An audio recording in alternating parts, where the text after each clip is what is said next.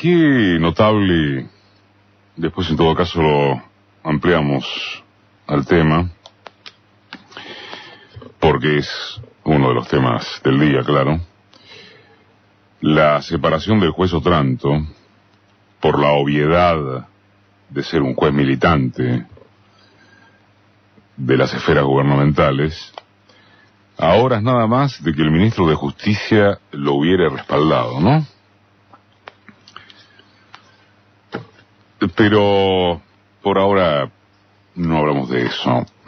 Hablamos de que algunas contradicciones de los procesos sociales son muy difíciles de explicar si no es por los aportes del ilusionismo. De esto vamos a hablar. La próxima fase del ajuste es inevitable. El gobierno deberá remediar el déficit generado por sus políticas de transferencia de ingresos, de recursos a los sectores más concentrados, lo cual desfinancia progresivamente a unas arcas públicas sostenidas por la deuda descomunal que toma el Estado. Sin embargo, han visto o estarán viendo, muchos de ustedes, nada parece indicar que eso vaya a tener freno en las urnas. Se diría que lo contrario. Pensaba que el ejemplo más ostensible de las perspectivas luego de octubre son los aumentos en las facturas de los servicios públicos, por obra del quite de subsidios, claro. Al presentar en comisión el proyecto de presupuesto 2018, ni el ministro de Hacienda ni el de Finanzas pudieron definir cuál será el porcentaje de incremento en luz y gas a partir de noviembre. Esto es, apenas concluido el proceso electoral.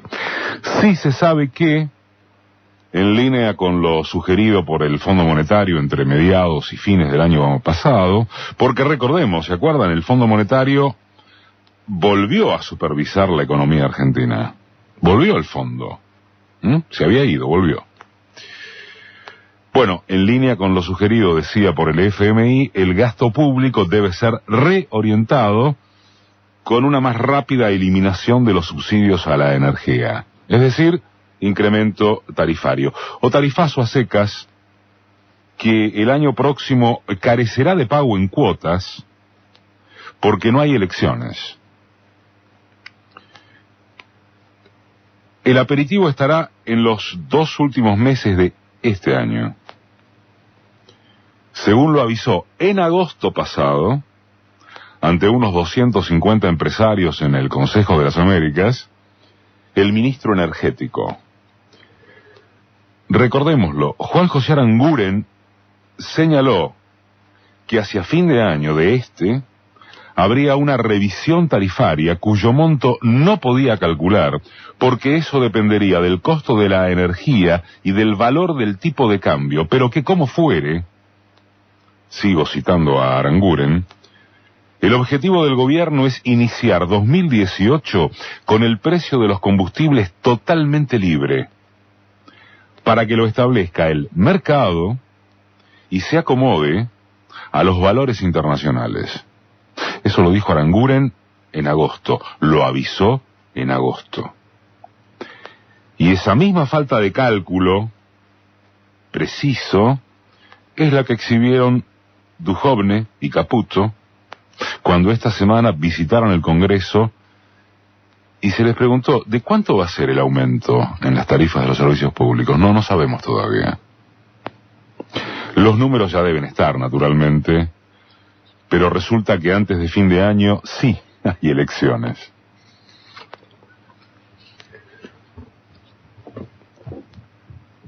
En la entrevista radiofónica del jueves pasado, Cristina Kirchner dijo que nunca sintió haber detentado el verdadero poder. Nunca. Dijo que a su juicio un presidente de la nación podría tener el 25% como mucho de la cuota total manejada en verdad por las corporaciones económicas nacionales e internacionales. Hurgar en semejante reconocimiento, esto es, el poder está en otra parte, por más obvio que parezca, o precisamente porque es muy obvio, es todo un desafío, saben ustedes. Visto desde la maquinaria corporativa, es decir, desde el poder real, nadie allí se dispararía a los pies admitiendo que es cierto.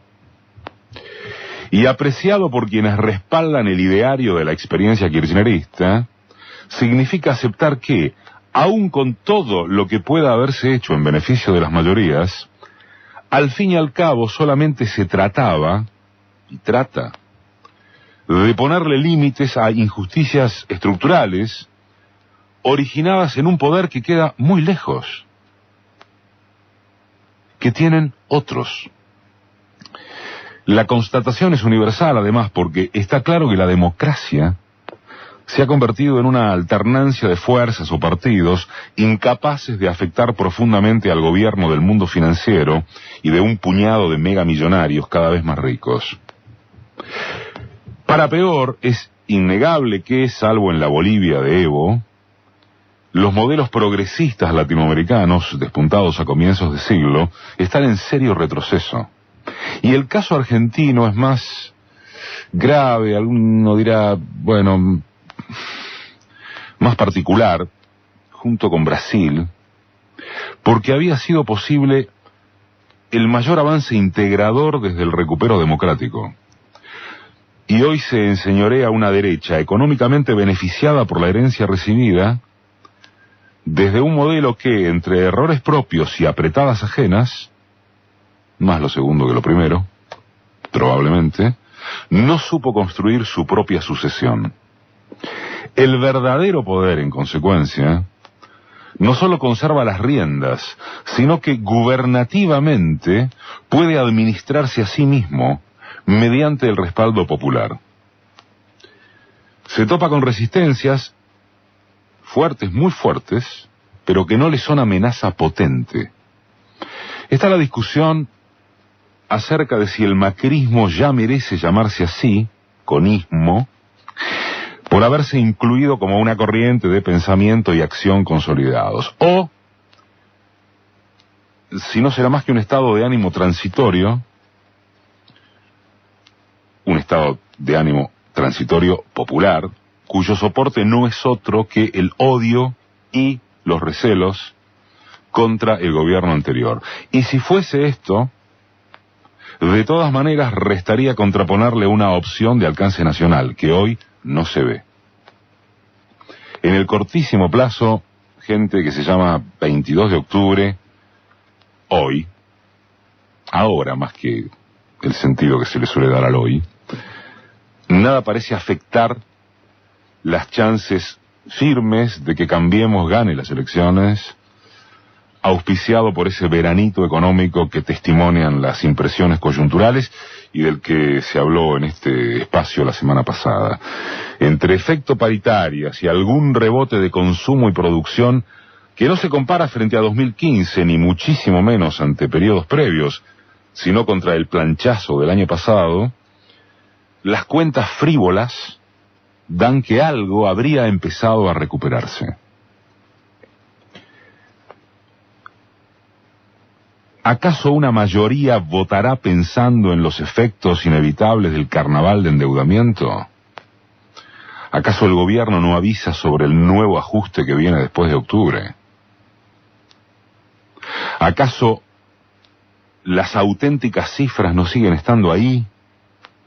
¿No las tienen ahí, al alcance de quien manifieste disposición a verlas sin mayor esfuerzo? Y sobre todo en sectores de clase media que más tarde o más temprano volverán a ser un pato de la boda del que se manifestarán sorprendidos. Son los números y los gestos oficiales, no una usina opositora. Son los números oficiales desde donde se desprenden tanto la actualidad como el panorama. Es el INDEC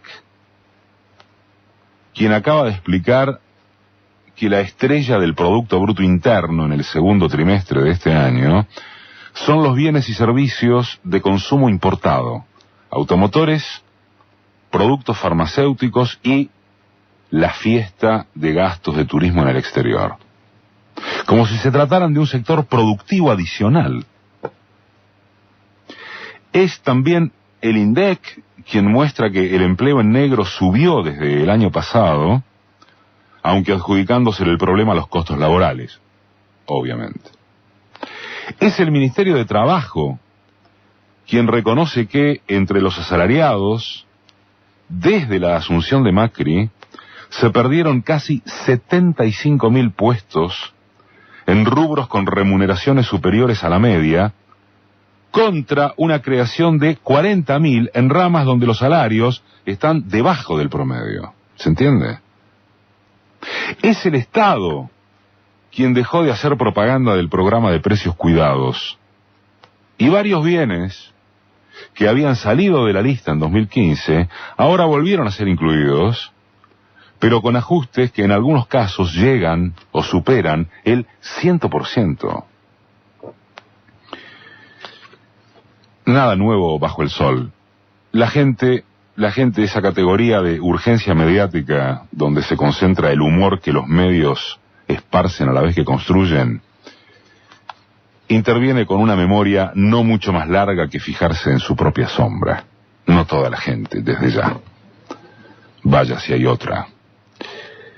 Pero sí hay una cantidad estimable a la que el gobierno le anuncia todos los días el pronóstico para después de octubre. Todos los días.